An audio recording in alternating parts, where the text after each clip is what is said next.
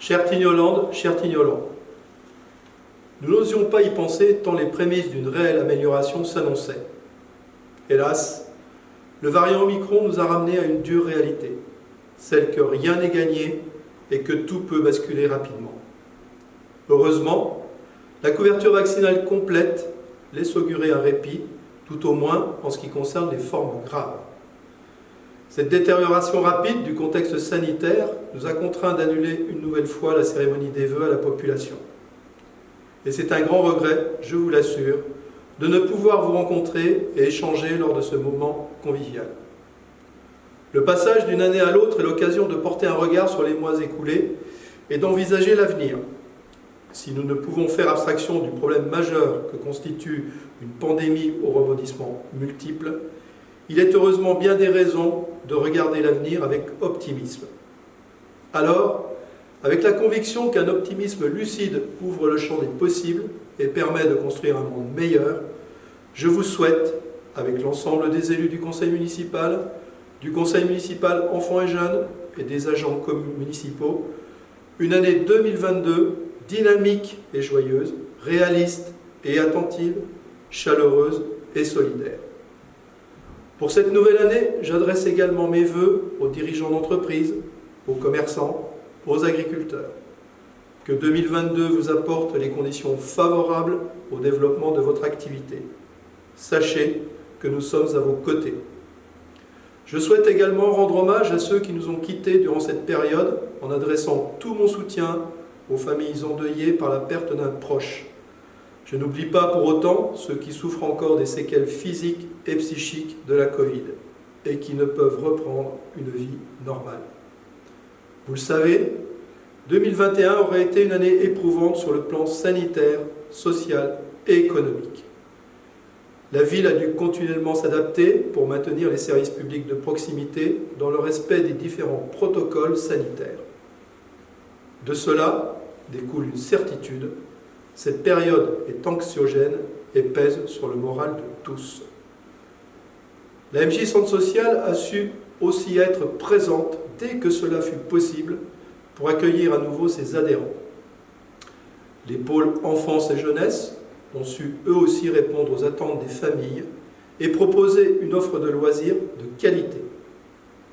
À tous les bénévoles de la bibliothèque, j'adresse tous mes vœux et mes remerciements pour avoir maintenu un accès à la culture. Merci aussi aux artistes qui ont répondu présents pour que nous puissions vous proposer une saison culturelle alléchante.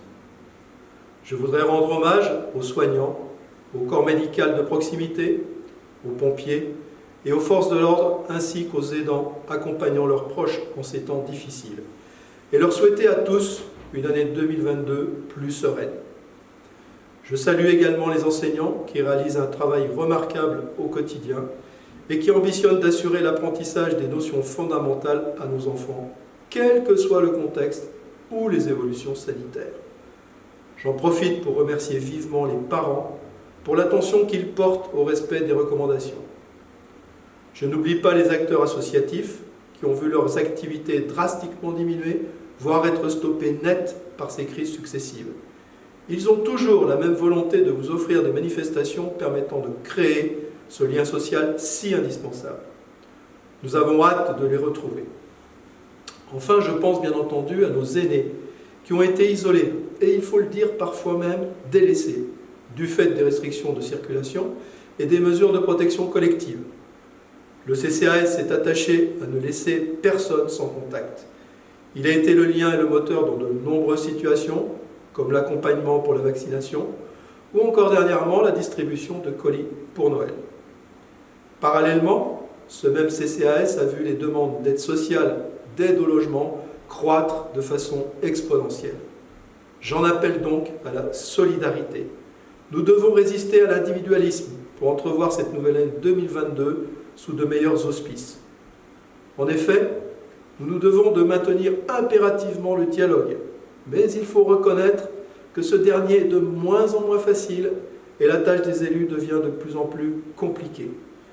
Nous devons faire face à des revendications de plus en plus fortes, à de l'agressivité. Il est malheureux de constater que la confiance n'est plus au rendez-vous et que nous sommes entrés avec cette pandémie dans une certaine forme d'égoïsme et de défiance, même à l'encontre de ses propres voisins. Enfin, 2021 a vu l'élection de nouveaux jeunes au conseil municipal Enfants et Jeunes.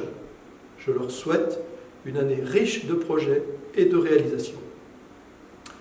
Comme je l'évoquais en préambule, vient le moment d'aborder brièvement certains sujets de l'année passée et de l'année 2022.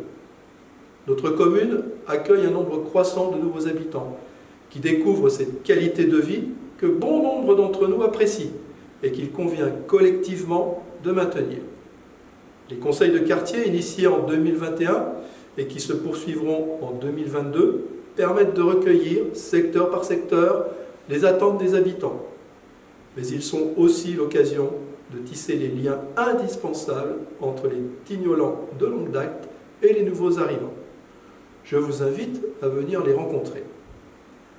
En 2021, les travaux de la rue de Bourgoin ont commencé, du carrefour de la mairie au chemin du Vignon, avec la rénovation du refoulement des eaux usées et la réfection des adductions d'eau potable. Après un répit pendant la période des fêtes, les travaux vont se poursuivre avec l'enfouissement des réseaux dits secs, téléphone, fibre et éclairage public. L'objectif étant de réduire la voie de roulement et de créer une voie piéton-cycle jusqu'au stade.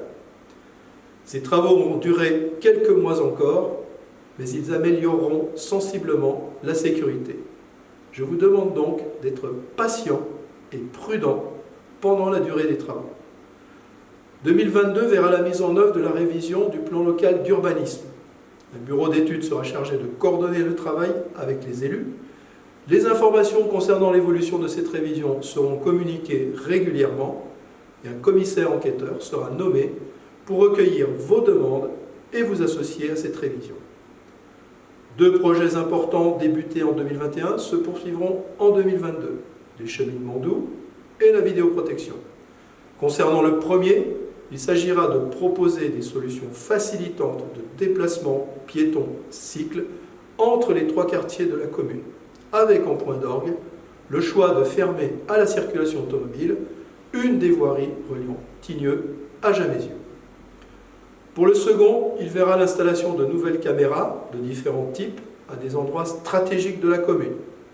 Cette thématique est aujourd'hui largement subventionnée, avec donc un coût moindre pour nos finances. Cette année 2022 verra aussi la plantation de notre première micro-forêt, plantation à laquelle seront associés les enfants des écoles.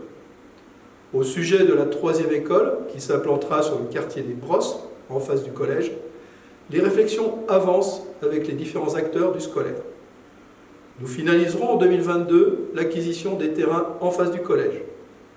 Dans le même esprit, l'ensemble des terrains de la friche industrielle deviendront la propriété d'Epora, porteur foncier public, au titre de la commune. Nous vous tiendrons informés tout au long de l'année de l'avancement de ces différents sujets. Enfin, nous avons réalisé un diagnostic énergétique de tous nos bâtiments avec le concours de Territoire d'énergie 38. Il nous permettra de prioriser des travaux vecteurs d'économie afin d'être plus vertueux au niveau de notre consommation énergétique.